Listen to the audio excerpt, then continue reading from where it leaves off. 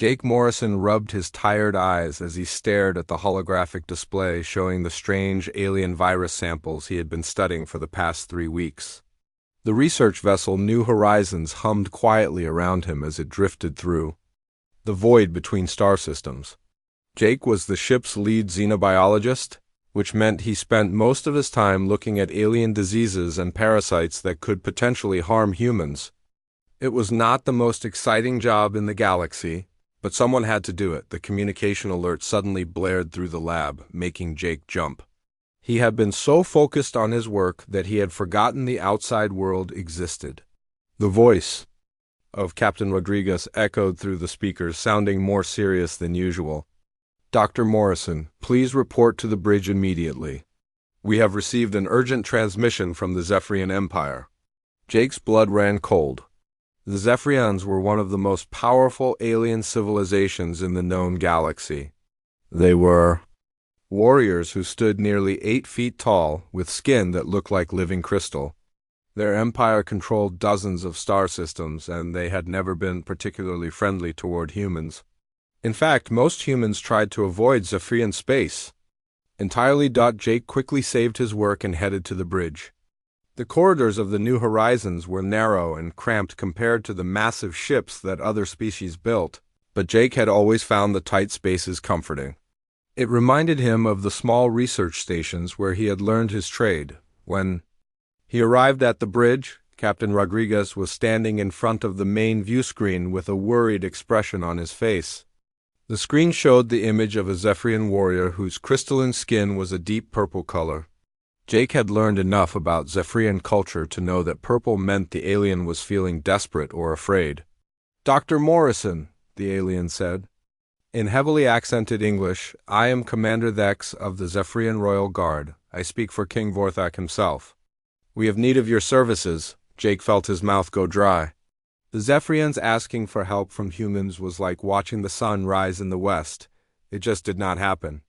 Their society was built around the idea that strength was the only thing that mattered, and asking for outside help was seen as a sign of weakness. "What kind of services?" Jake managed to ask. "Medical services," Commander Thex replied. "Our healers have failed to cure an affliction that has struck the royal family. We have heard of human medical abilities, and we are willing to pay any price for your help." Captain Rodriguez stepped forward. "What kind of affliction are we talking about?" The commander's crystal skin shifted to a darker shade of purple. "Princess Lyra, the daughter of King Vorthak, has been struck by a condition that our greatest healers cannot understand. She experiences violent episodes where she becomes incredibly dangerous. We have been forced to restrain her with energy bonds to prevent her from harming others or herself." Jake felt his scientific curiosity begin to override his fear. This sounded like a neurological condition, possibly something that affected the alien nervous system in a way that medicine could not address. Human medicine had made incredible advances in understanding the brain and nervous system, especially when it came to treating conditions that other species could not cure. "How long has she been suffering from this condition?" Jake asked. 6 months, Commander Thex replied. "It began during her coming-of-age ritual. She was communing with our ancestors through the ancient crystal formations when something went wrong. Since then, she has been possessed by what our healers call the wild spirits." Jake exchanged glances with Captain Rodriguez. The idea of possession by spirits was not something that human medicine typically dealt with, but Jake had seen enough alien conditions to know that what one species called supernatural, another might call a simple medical problem. "I would need to examine the princess myself," Jake said. "I would also need access to your medical records and any information about this ritual," Commander Thex nodded. "King Vorthak has authorized me to offer you full access to our medical facilities and any information you require. He has also authorized me to offer you a reward beyond your wildest dreams if you can cure his daughter." Jake felt a chill run down his spine. Zephyrians were known for their dramatic language, but they were also known for keeping their word. If the king was offering a reward beyond his wildest dreams, it meant the situation was more serious than he had imagined. "What exactly does that mean?" Captain Rodriguez asked. The king will grant you anything within the power of the Zephyrian Empire, Commander Vex replied. Wealth, territory, technology, anything you desire. Jake's mind raced. The Zephyrians had technology that was centuries ahead of human science in many areas. Their crystal technology alone could revolutionize human civilization. But he also knew that dealing with the Zephyrians was dangerous. Their sense of honor was absolute, but their definition of honor was often very different from human understanding. I need to think about this, Jake said. Time is running short, Commander Vex warned. The princess grows worse with each passing day. Our healers fear that if she is not cured soon, the wild spirits will consume her entirely. After the transmission ended, Jake stood in the bridge looking out at the stars. Captain Rodriguez placed a hand on his shoulder. You know, this could be a trap, the captain said quietly. The Zephyrians have never been friendly to humans. This could be their way of getting one of our best scientists into their hands. Jake nodded. I know. But if it's not a trap, if they really need help, then I might be the only person who can save this princess. And if I can help her, it could change everything between our species. He thought about the alien diseases he had been studying, the long hours spent in the lab, the endless routine of research and analysis. This was a chance to do something that really mattered, to help someone who was suffering and maybe even change the course of history. I'm going to do it, Jake said finally. Set course for Zephyrian space, Captain Rodriguez sighed. I hope you know what you're doing, Jake. As the New Horizons changed course toward the Zephyrian homeworld, Jake wondered if he was making the biggest mistake of his life or the most important decision he would ever make. The princess was waiting and time was running out. The journey to the Zephyrian homeworld took 4 days, and Jake spent every hour preparing for what he might find. He read everything the ship's computer had about Zephyrian biology, culture, and medical practices. The more he learned, the more worried he became. The Zephyrians were a proud warrior race who believed that physical strength was the most important quality a person could have. They had never asked for outside help before, which meant Princess Lyra's condition had to be truly desperate. When the New Horizons finally arrived at the Zephyrian homeworld, Jake was amazed by what he saw. The planet was covered in massive crystal formations that reached up into the sky like frozen lightning. The cities were built into and around these crystal structures, creating a landscape that looked like something from a dream. The crystals glowed with different colors, and Jake could see that the light patterns changed constantly. As if the entire planet was alive, Commander Vex met Jake at the spaceport with a full escort of Zephyrian warriors. Each warrior was nearly 8 feet tall and covered in crystalline skin that shifted colors as they moved. Jake felt very small walking between them, but he tried not to let his nervousness show. The Zephyrians respected strength and confidence, and showing fear would not help his cause. The royal palace was built inside the largest crystal formation Jake had ever seen. The walls were transparent crystal that allowed light to pass through in beautiful patterns. As they walked through the corridors, Jake noticed that the crystal warriors who lined the halls were all watching him with suspicion. Their skin glowed with colors that Jake had learned meant distrust and anger. They do not approve of your presence here, Commander Vex said quietly as they walked. Many believe that bringing a human into the royal palace is a mistake. What do you believe? Jake asked. Commander Vex's crystal skin shifted to a lighter shade of purple. I believe that if you can save the princess, it does not matter what species you are. They finally reached the medical wing of the palace, which was heavily guarded by warriors whose skin glowed with the bright red color that meant they were ready for battle. Jake could hear sounds coming from beyond the massive crystal doors, sounds that made his blood run cold. There was screaming, but not normal screaming. It sounded like multiple voices screaming at once, as if several people were trapped in the same body. The doors opened, and Jake saw King Vorthok for the first time. The Zephyrian king was even larger than his warriors, standing nearly 9 feet tall with deep purple crystal skin that seemed to absorb light rather than reflect it. His eyes were like stars, bright white points of light that seemed to see everything. When he looked at Jake, those star eyes seemed to look right through him. "So you are the human who thinks he can cure my daughter," the king said in a voice like grinding stone. "I hope you are better than you look." Jake tried to stand straighter. "I cannot make any promises, Your Majesty, but I will do everything in my power to help her." The king studied him for a long moment, then gestured toward another set of doors.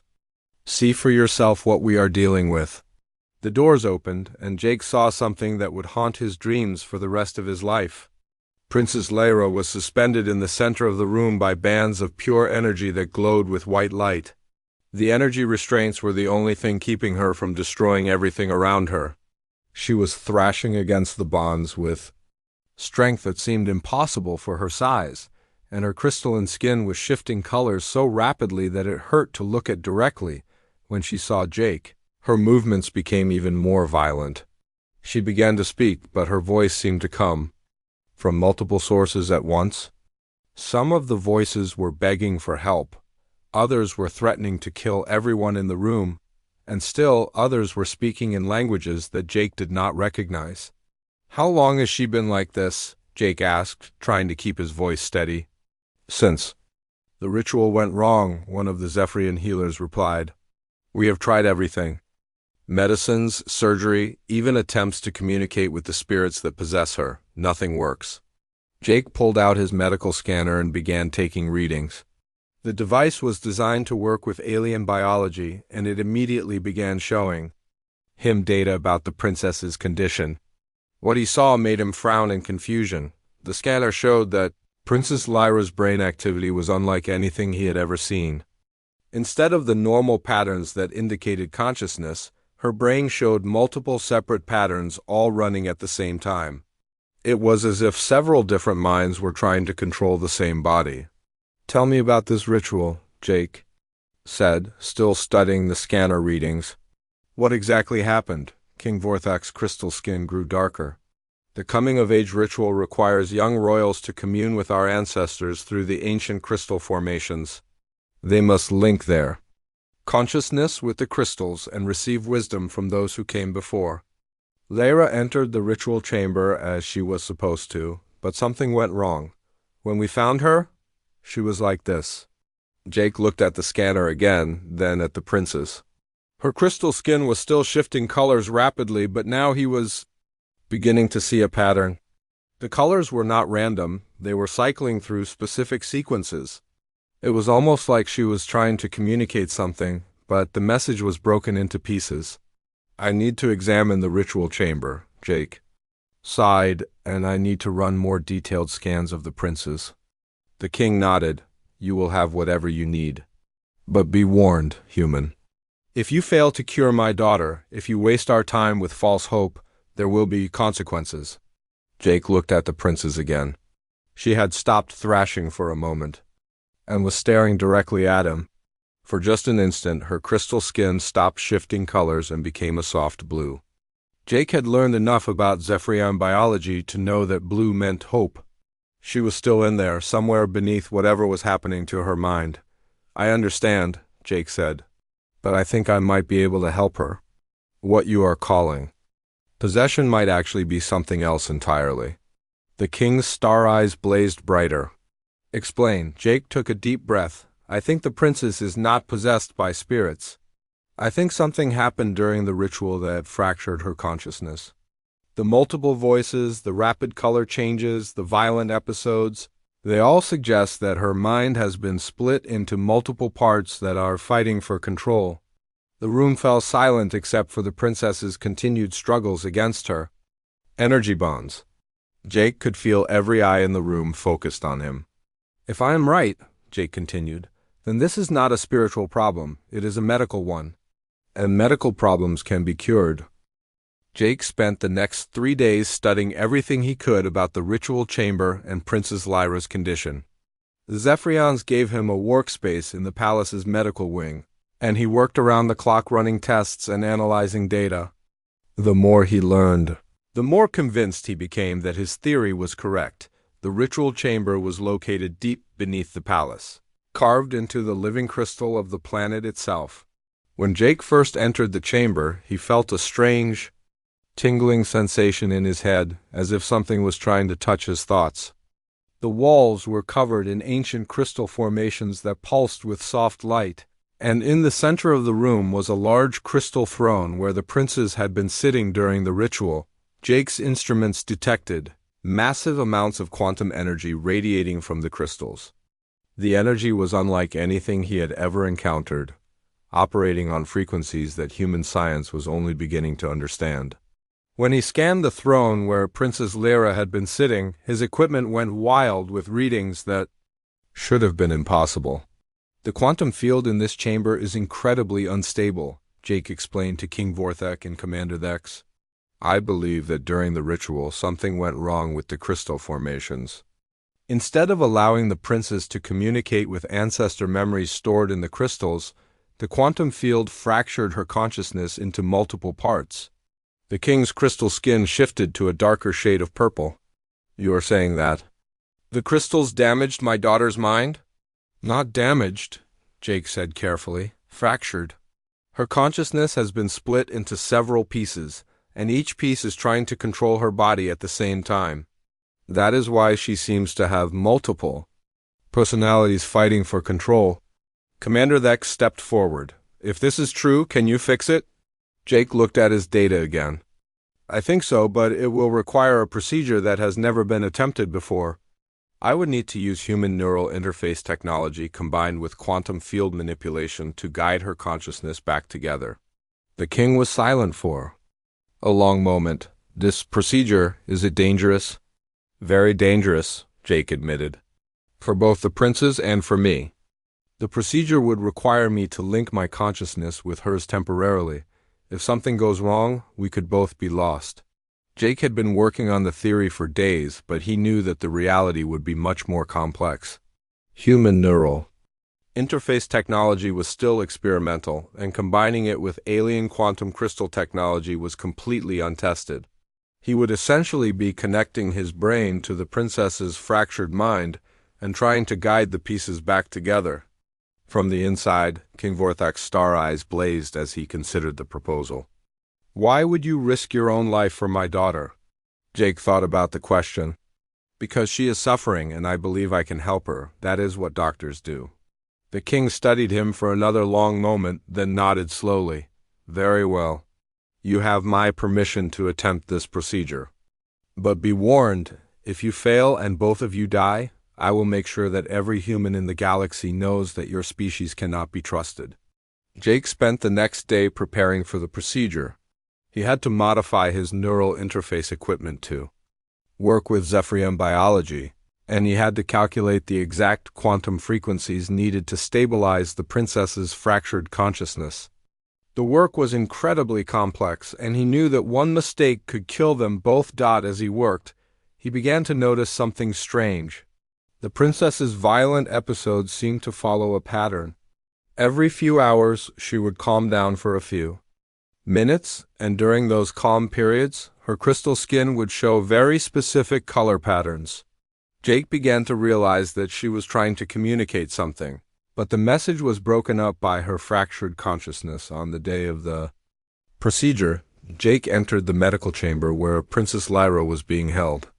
She was still suspended in the energy restraints, but her struggles had become weaker over the past few days. Jake could see that whatever was happening to her mind was taking a terrible toll on her body.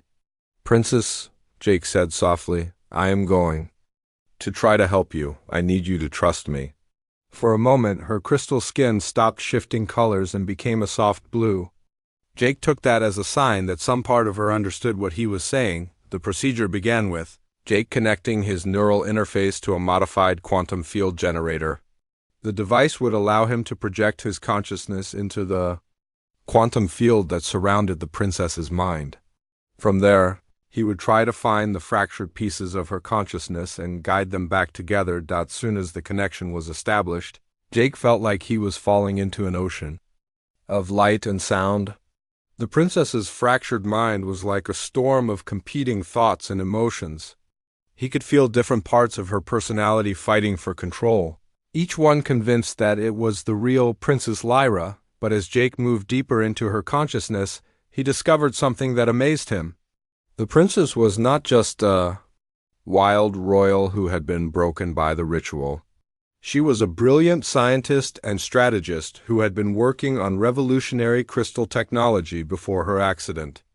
Her apparent wildness was actually her desperate attempts to communicate complex scientific concepts, while her mind was fractured. Jake could see her memories, and he realized that she had been trying to warn everyone about something important. During the ritual, she had discovered something in the ancestor memories that terrified her. There was a threat coming to the galaxy, something that the ancient Zephyrians had faced before and barely survived. Working carefully, Jake began to guide the fractured pieces of her consciousness back together. It was like solving a puzzle where every piece was fighting against being put in its proper place. He had to use all of his medical knowledge and his understanding of quantum mechanics to slowly rebuild her mind. The process took hours, and Jake could feel his own consciousness beginning to strain under the effort. But gradually he began to see progress. The competing voices in the princess's mind started to merge, and her violent struggles began to calm finally. After what felt like an eternity, Jake felt the last piece of her consciousness click into place. Princess Lyra's mind was whole again. But something unexpected had happened during the procedure. The quantum field had created a permanent link between their minds, allowing them to share thoughts and emotions across any distance. As Jake opened his eyes in the medical chamber, he saw that Princess Lyra was looking back at him with clear, intelligent eyes. Her crystal skin was now a steady, peaceful blue, and she was no longer fighting against the energy restraints. Jake felt dizzy as he disconnected from the neural interface equipment. The quantum link with Princess Lyra was still active, and he could feel her thoughts mixing with his own. It was strange and overwhelming, like having someone else's voice speaking in his head. He could sense her relief, her gratitude, and something else that made him feel warm inside. Princess Lyra sat up slowly as the energy restraints were deactivated. Her crystal skin was now a steady blue color, and her movements were calm and controlled. She looked at Jake with eyes that sparkled like stars, and when she spoke, her voice was clear and melodious instead of the multiple chaotic voices from before. "Thank you," she said softly. "I remember everything now. The ritual, the fracture, the months of being trapped in my own broken mind. You saved me." King Vorthak stepped forward, his massive frame trembling with emotion. His crystal skin had shifted to a bright gold color that Jake had learned meant overwhelming joy. "My daughter, you are truly yourself again." Princess Lyra stood and embraced her father, and Jake could feel her emotions through their quantum link. She loved her father deeply, but she was also worried about something urgent that she needed to tell him. Jake tried to block out the connection to give her privacy, but the link was too strong. "Father," Princess Lyra said, pulling back from the embrace. "During the ritual, I discovered something terrible in the ancestor memories. There is a threat coming to our galaxy, something that our people faced long ago. The Devourers are returning." The room fell silent. Jake could feel the fear that suddenly filled everyone present, even though he did not understand what the Devourers were. Through his link with Princess Lyra, he could sense that they were some kind of ancient enemy that consumed entire star systems. "Are you certain?" King Vorthak asked, his golden skin shifting to a dark red color that meant danger. "I am certain," Princess Lyra replied. "The ancestor memories showed me the signs. The same stellar anomalies that preceded their last invasion are happening again. We have perhaps 5 years before they arrive in force." Jake cleared his throat. "Excuse me, but what exactly are the Devourers?" Princess Lyra turned to him, and through their quantum link, she shared her memories of what she had learned. Jake saw images of massive mechanical ships that stretched for thousands of miles, consuming entire planets and turning them into fuel for their war machines. The Devourers were not alive in any sense that biological beings would understand. They were pure hunger-given form, existing only to consume and grow stronger. "They are the reason our ancestors developed crystal technology," Princess Lyra explained. Aloud, "It was the only way to fight them. But even with all our power, we barely survived their last invasion. That was over 10,000 years ago."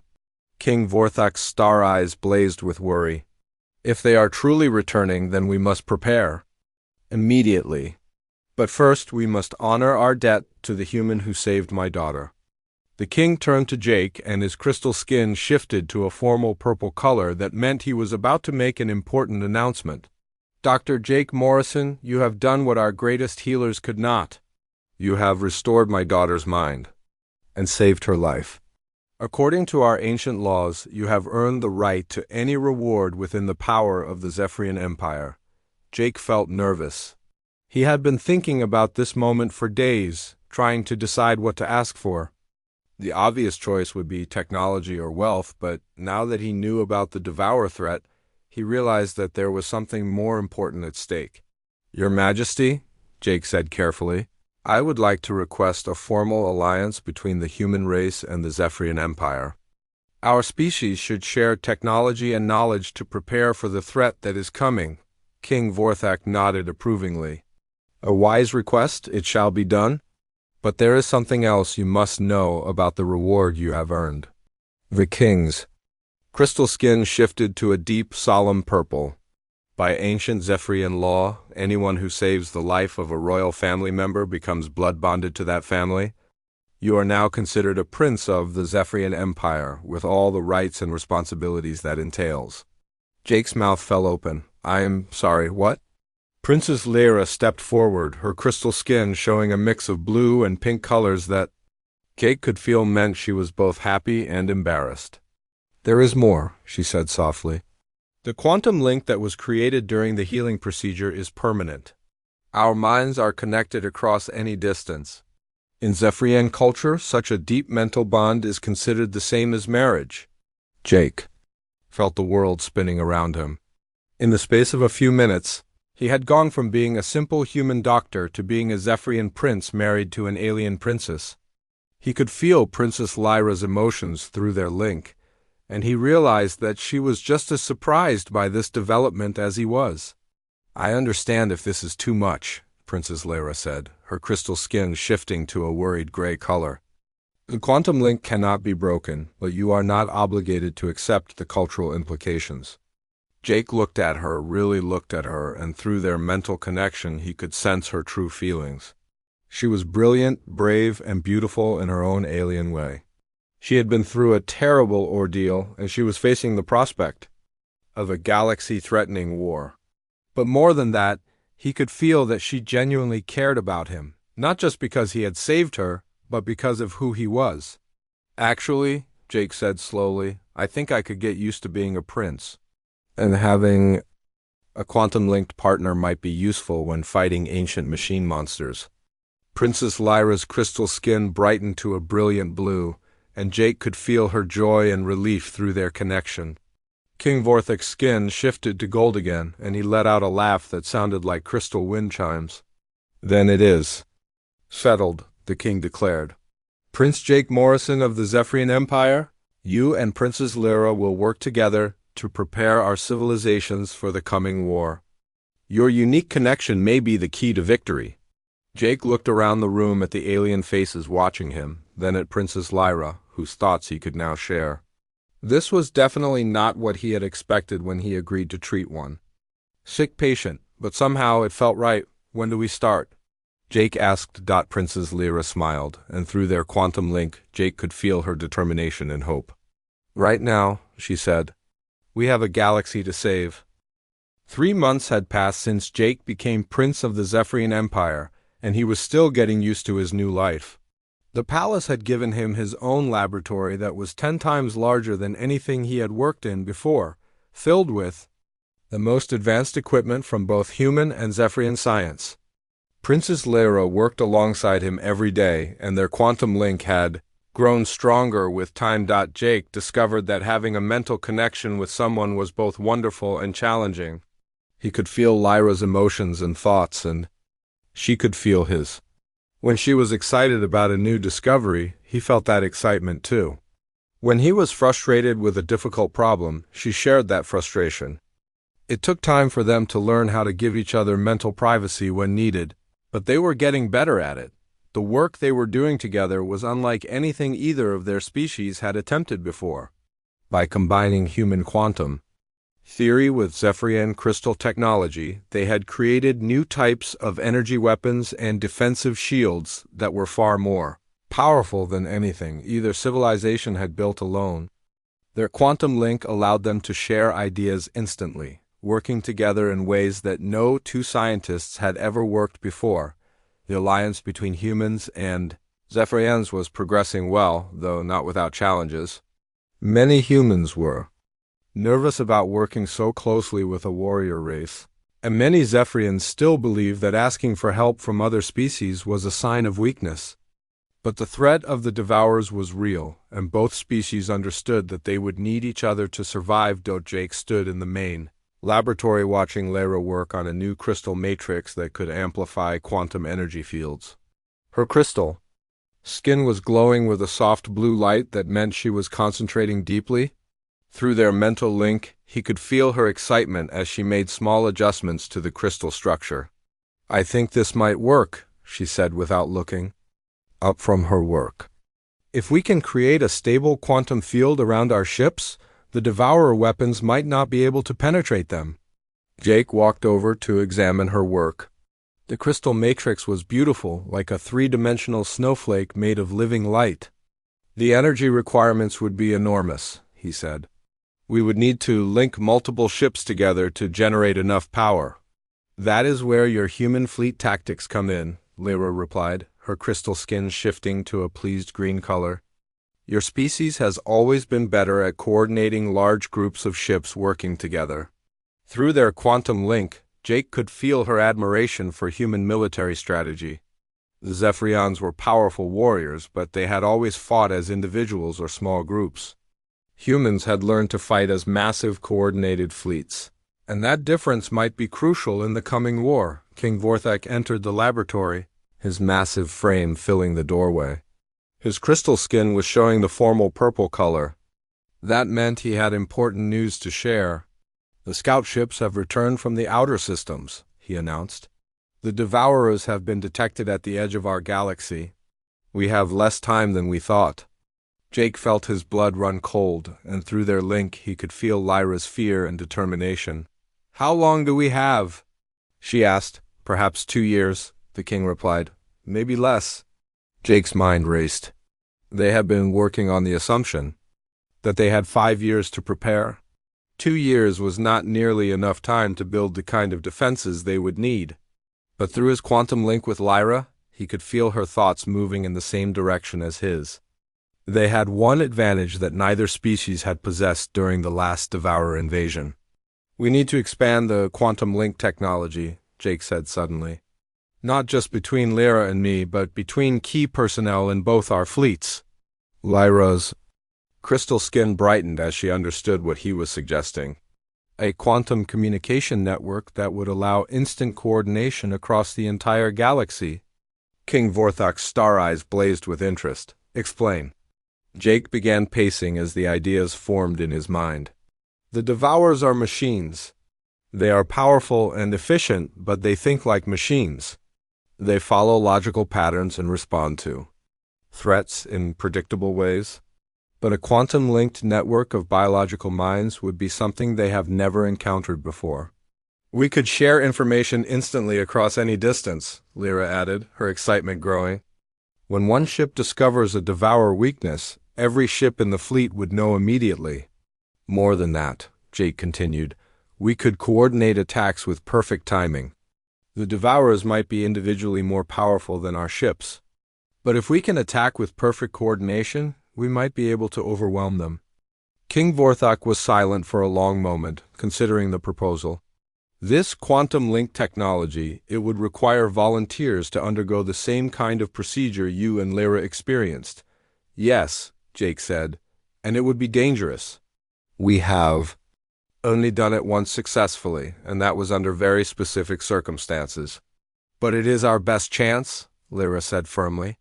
"The ancestor memories showed me how the Devourers fight. They adapt to conventional tactics very quickly. We need something completely new." Over the following months, Jake and Lyra worked frantically to develop the quantum link technology for military use. They created a network of volunteers from both human and Zephyrian fleets who were willing to undergo the dangerous procedure. Not all of the attempts were successful, and they lost some brave volunteers along the way. But gradually they built a small network of quantum-linked commanders. The first test of the system was beyond anything they had hoped for. The linked commanders could share thoughts and coordinate actions with perfect precision. Human creativity combined with Zephyrian warrior instincts in ways that surprised everyone.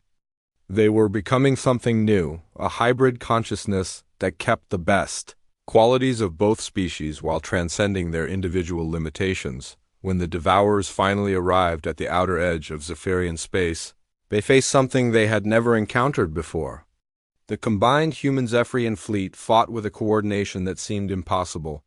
Every ship moved as if controlled by a single mind, but that mind was creative and unpredictable in ways that the mechanical Devourers could not understand or counter. Jake stood on the bridge of the flagship, his hand in Lyra's crystal hand, feeling the thoughts and emotions of dozens of quantum-linked commanders flowing through their network.